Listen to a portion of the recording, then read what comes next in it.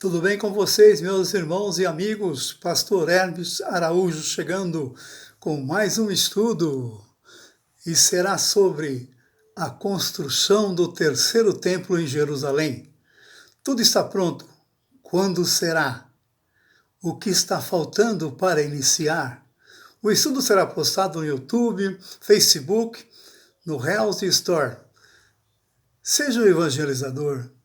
Compartilhe, inscreva-se no meu canal no YouTube para que mais pessoas possam ser alcançadas ou sejam alcançadas. Dê um like, dê um joinha. Vamos lá então. O tema será sobre o terceiro templo será construído antes ou depois do arrebatamento. Algo aí para se pensar através das profecias, para que possamos compreender que está próximo esse grande acontecimento. Quero fazer aqui uma oração para que o Espírito Santo nos use, para que você possa compreender e entender o estudo da Palavra de Deus de hoje. Senhor Deus e Pai, em nome do Senhor Jesus, te louvo e te glorifico por mais esse momento, essa oportunidade nesse canal de rede social, Pai. Peço a bênção, a graça aos meus irmãos que estarão ouvindo e que estarão também compartilhando para que outros possam entender, Senhor, que os dias se aproximam e ninguém possa ser pego de surpresa. Assim oro, agradecido desde já, em nome do Senhor Jesus. Amém? Então, vamos aí falar sobre o tema importantíssimo, isso que vem girando em torno aí do Oriente Médio, das nações, acontecimentos incríveis, que está afetando aí toda a civilização, em termos de que tudo o que acontece, nada é por acaso. Já está profetizado, já está sentenciado. Só precisa vir os tempos para poder se cumprir. E a leitura que vamos utilizar para iniciarmos o estudo, será em 2 Tessalonicenses, capítulo 2, versículo 3, que diz assim, ninguém de maneira alguma vos engane, porque não será assim antes que venha apostasia, e se manifeste o homem do pecado, filho da perdição. Aí dois sentidos, o homem do pecado, apostasia, e completa o versículo com a perdição. Isso fala-nos aí do afastamento de muitos da verdade do Evangelho. Essa apostasia nos fala de que mudaram o sistema da salvação. Para que sentido? Para se afastarem as pessoas fiéis à presença de Deus. E esse homem do pecado, o anticristo, vai se manifestar logo, logo. O espírito dele já está rodando a terra. Já está aí fazendo os seus ajustes para aparecer. E o filho da perdição é aquele que nasceu para poder cumprir esse propósito. Muitos cristãos ficam preocupados quando se fala de sinais proféticos. Eu não sei por quê. Isso não é bom. A falta de ensino tem acomodado muitos cristãos. Não há uma preocupação hoje de ensino, como Oséias disse lá no capítulo 4, versículo 6, dizendo sobre Israel, o meu povo foi destruído porque lhe faltou conhecimento. Precisa entender, compreender, participar, passar estudos bíblicos ao povo santo de Deus. E há muitos que, infelizmente, inventam outras programações dentro dos ambientes do culto para poder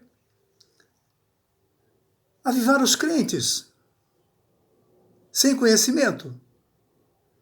E ainda Paulo fala, ensinando a igreja de Coríntios, capítulo 15, versículo 19, que fala ali sobre aquele capítulo da ressurreição, se esperamos em Cristo só nesta vida, somos os mais miseráveis de todos os homens. Quem serve o Senhor espera a vida melhor aqui na terra? Quem espera o Senhor espera viver regaladamente? Quem espera a vinda do Senhor espera estar aqui em bem-estar? Aí ele quer se acomodar aqui, ele quer ficar na terra, porque ele está recebendo bênção, está recebendo prosperidade, alegria. Mas se esperar em Cristo só nessa vida, Não é essa vida que temos que esperar em Cristo. Esperamos em Cristo nessa vida, mas para uma vida eterna. E ainda ele fala em 1 Timóteo, o apóstolo Paulo, capítulo 2, versículo 4, Deus não quer que ninguém se perca, mas que todos os homens venham ao arrependimento e conhecimento da verdade. O que estão fazendo com o povo que foi comprado, lavado, remido pelo sangue do Senhor Jesus, naquela cruz do sofrimento, irmãos? Amigos ouvintes, que muito querem esconder essa mensagem do Evangelho, da salvação em Cristo. Como Israel foi enganado por Caifás e seu genro, Anás, seu sogro Anás, dizendo que os discípulos vieram e levaram o corpo de Jesus e ele não ressuscitou. São as mentiras que estão descabíveis para iludir a sua mente cristã. Com a direção do Espírito Santo, vamos aqui já ao início do estudo, não é? Só foi uma introdução. Informação histórica, já foram construídos 2 templos e destruídos 2 templos. O primeiro templo foi construído por Salomão, lá em 1 Reis, capítulo 6, no ano 960 a.C., e destruído pelos babilônicos em 586 a.C., e está em 2 Reis, capítulo 25, versículo 8 e 9. Agora, o segundo templo, ele foi reconstruído sob a liderança do governador de Judá, Zorobabel, após o exílio babilônico, não? Está em Esdras, capítulo 1 a 6, 516 anos antes de Cristo, que os babilônios destruíram o templo, não é?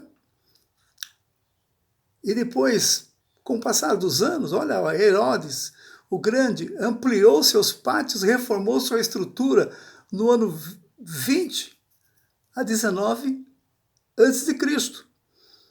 Aí vocês têm ali o livro de Esdras, de Neemias, que falam aí sobre os impérios, né, que deram oportunidade para construir o templo, mas não eram como era o templo real. E os romanos vieram, dominaram os gregos, o Império Grego, e deu continuidade aí para alegrar os judeus de fazer aí a reforma total no tempo de Herodes.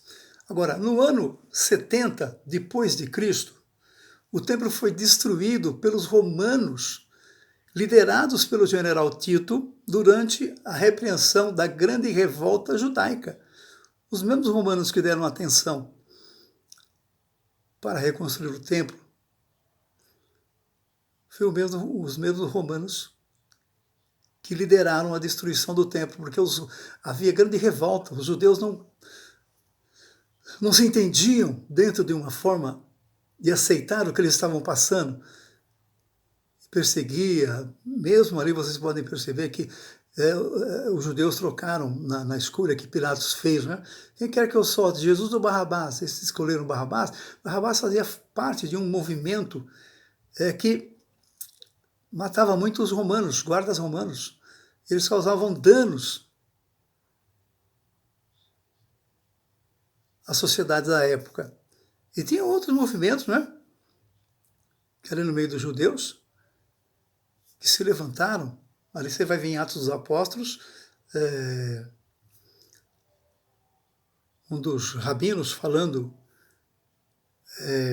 quero lembrar o nome dele, me fugiu da mente agora, ali está no capítulo 3, capítulo 4, 5 de Atos, e nos fala que levantou-se Teudas, levantou-se Judas, e não aconteceu nada, e os sacerdotes tinham que parar de perseguir a igreja naquele período. Mas vamos lá.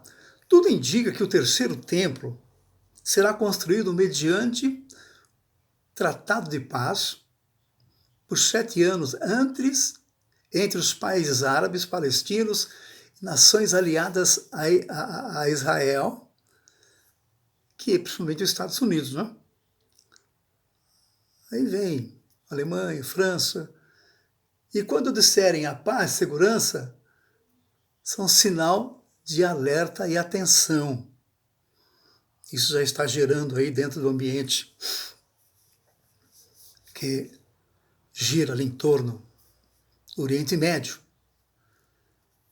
Quando você ouvir falar que haja paz, como diz aqui em 1 Tessalonicenses, capítulo 5, versículo 3, pois quando disserem a paz e segurança, então lhes virá repentina destruição. Você vai ver aqui na continuidade o que está gerando já essa paz para a construção do terceiro templo. Alguns rabinos judeus interpretam a construção no local da mesquita muçulmana, no Domo da Rocha, em Jerusalém. Aquela mesquita dourada, uma cúpula dourada, né? Que ali está o Monte Moriá, onde Abraão iria sacrificar seu filho Isaque. Eles querem construir o templo ali, mas para construir ali vai estar sendo um caos, que os muçulmanos não vão aceitar, não querem aceitar. E nem os países árabes ainda, né, não vinculados a um tratado de paz que eu vou falar já para vocês, não querem aceitar, não querem abrir mão. Israel quer construir de qualquer jeito ali. E se isso acontecer, vai gerar uma guerra religiosa terrível. Aí não vai ser dentro de umas condições proféticas. Mas isso não vai acontecer no momento. Outros dizem que o templo também pode ser construído num espaço à esquerda da mesquita, em frente à Porta Dourada, fechada pelo sultão otomano Solimão em 1541, só será aberto quando o Messias reinar no milênio. Existe uma porta ali, talvez você já viu um mapa da Jerusalém Antiga. Você vai ver ali uma porta dourada no sentido que era uma porta com estilo dourada, porque o Messias ia entrar nela. Então era uma porta especial. E essa porta foi fechada, para que não se cumprisse essa profecia, porque aqui o Império Otomano, na época, construiu até cemitérios muçulmanos em volta daquela porta para que isso não aconteça. Mas não adianta. E a porta só será aberta quando o Messias reinar no milênio. Aquela porta vai ser aberta. Mas a igreja foi arrebatada, Jesus volta conosco, né, com nós novamente, nos traz de volta para estabelecer aqui o milênio. Mas são tudo mensagens proféticas para impedir a construção do terceiro templo. Agora, a construção do terceiro templo não é impedida por falta de recursos israelitas, dos judeus. Israel é um povo mais ricos e abençoados no planeta. Tudo que gira em torno de tecnologia, de avanços científicos, militares, maquinários, na computação, Israel é o centro desses projetos, não é? Vai pensar que é chinês, é japonês, tem sim as suas participações, mas Israel é o povo que mais desenvolveu capacidades. Então, certo é que eles construíram uma proteção em volta de Israel, que as bombas, quando vêm para atingir Israel, elas são detonadas em cima, porque existe uma camada protetora em cima de Israel. Talvez você já viu isso em alguns documentários.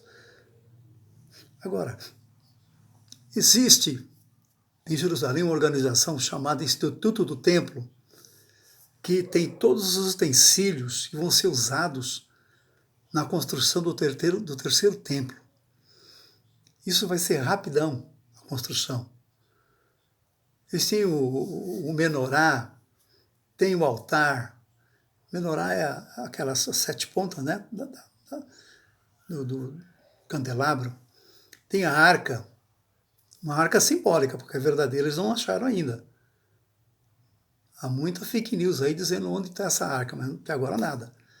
Tem as vestes sacerdotais, incluindo do sumo sacerdote, treinamento de levitas e sacerdotes, projetos arquitetônicos do terceiro templo já está aí em evidência, criação da novilha vermelha, esse era um fato mais difícil. Ele já tem a criação da novilha vermelha, a novilha que serve de purificação para o sacrifício de todos os objetos que vão ser utilizados para sacrifício, até do povo, as cinzas, que diz ali em Números capítulo 19, você vai ver isso ali sobre a criação da novilha vermelha, uma novilha sem mancha nenhuma, tem que ser vermelha. Não vermelha no sentido sangue, mas não vermelho tipo amarronzado, sabe? Mas é uma novilha que é de uma espécie vermelha, para a purificação do ritual, que já estão lá, no momento tem mais de 4 novilhas prontas para esse sacrifício, está pronta. Ora, o que está impedindo a construção desse terceiro templo? É a presença do Espírito Santo. Alguns dizem que o Espírito Santo não vai sair com a igreja. Eu não quero entrar em detalhes nesse assunto. Vamos aqui a uma interpretação que para mim é mais favorável passar para vocês, que o Espírito Santo vai sair com a igreja. E com isso, não acontece por causa da presença do Espírito Santo e da igreja. Enquanto estão aqui, isso impede a manifestação também do anticristo e a construção do terceiro templo. Mas já, como disse para vocês, está tudo pronto.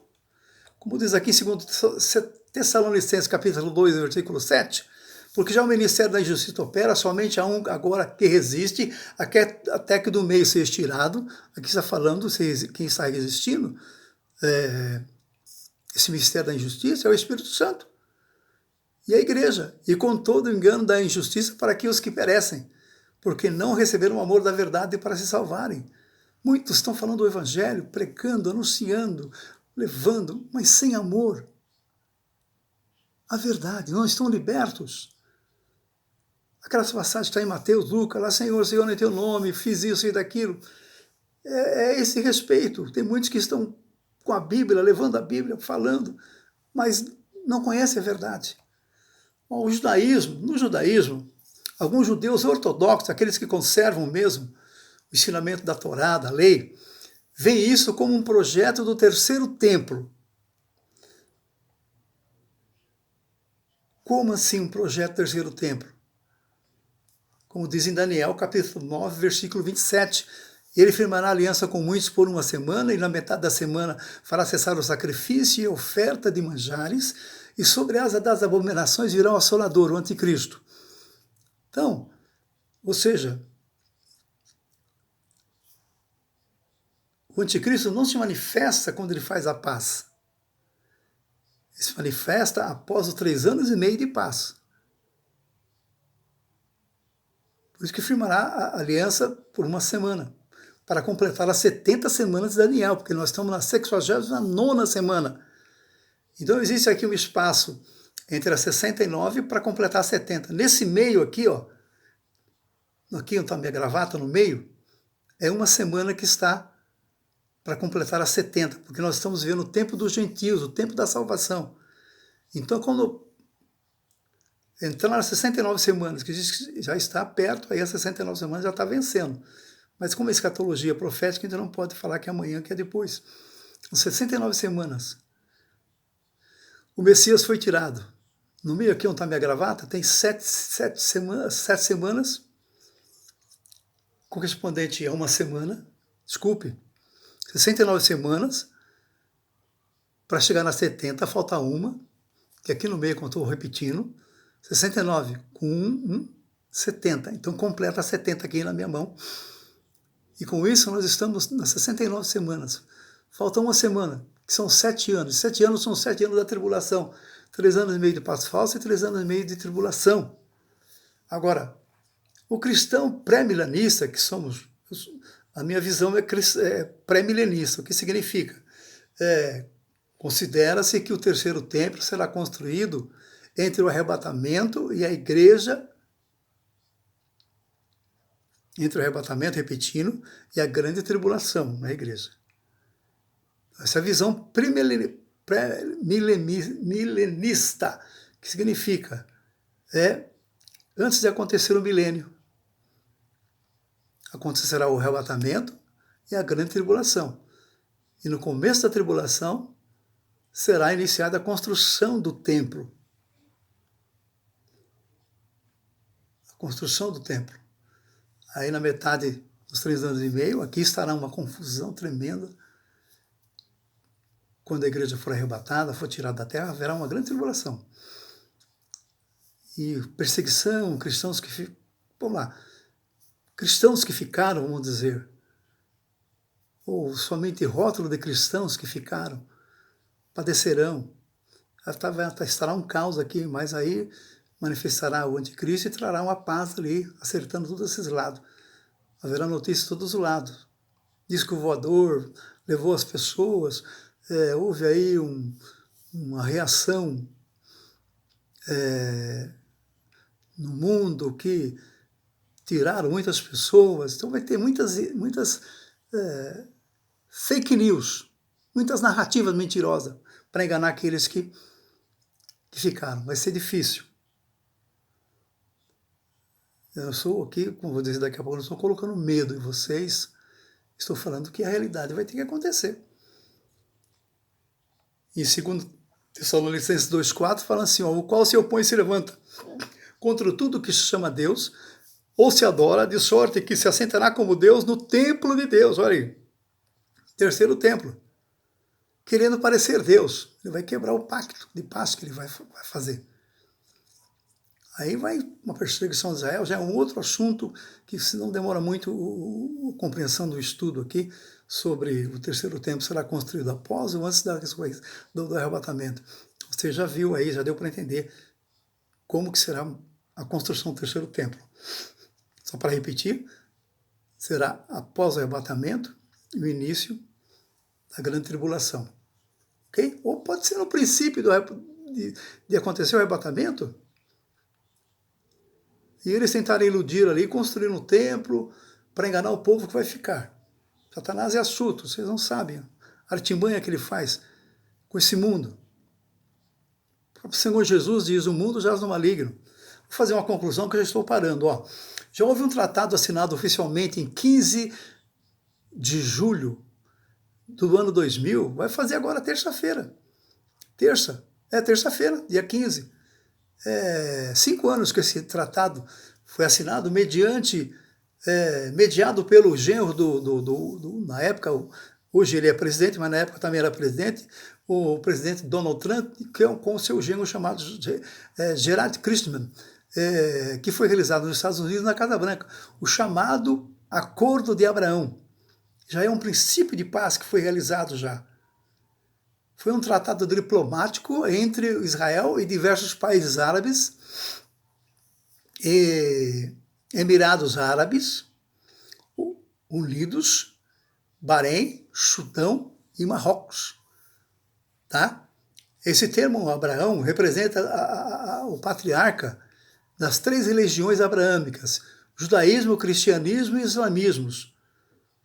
Você bem sabe que Abraão gerou Isaac, depois de Agar gerou Ismael, e depois da descendência de Davi, né, gerou o Senhor Jesus.